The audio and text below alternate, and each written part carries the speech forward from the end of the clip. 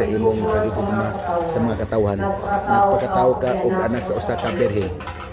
Nasakit ako kay kini imong pagigugma sa mga tao. Ibasta nila nga sa mga sala nga dili maisip. Pasalua ng akong mga kasaypanan og kaayo nga mulay sama. Hayagi ang obligon ng akong mga galamhan aron sa pag-alagad kanimo o sa paglikay sa mga kagayunan sa pagpakasala. Hinaot unta nga tinabangan sa imong grasya matuman ako kining akong saad aron makaambit diha kanimo sa pagmaya sa langit. Amen.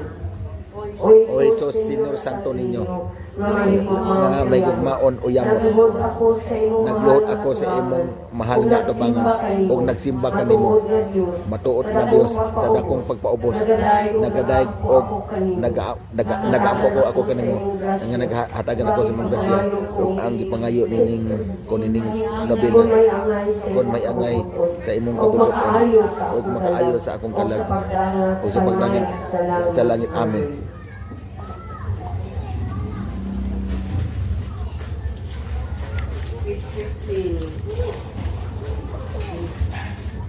Ikapitong adlaw.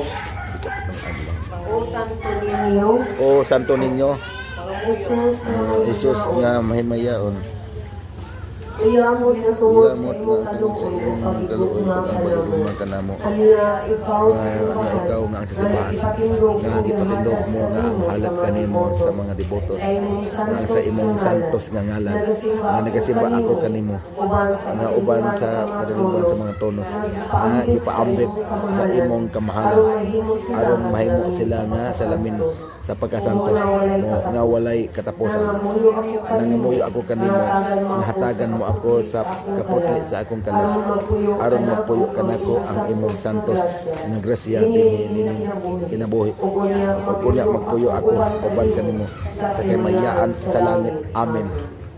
Amahan namo na kasalangit, pagdaygon ang imong ngalan, umabot ka namo ang imong gingharian.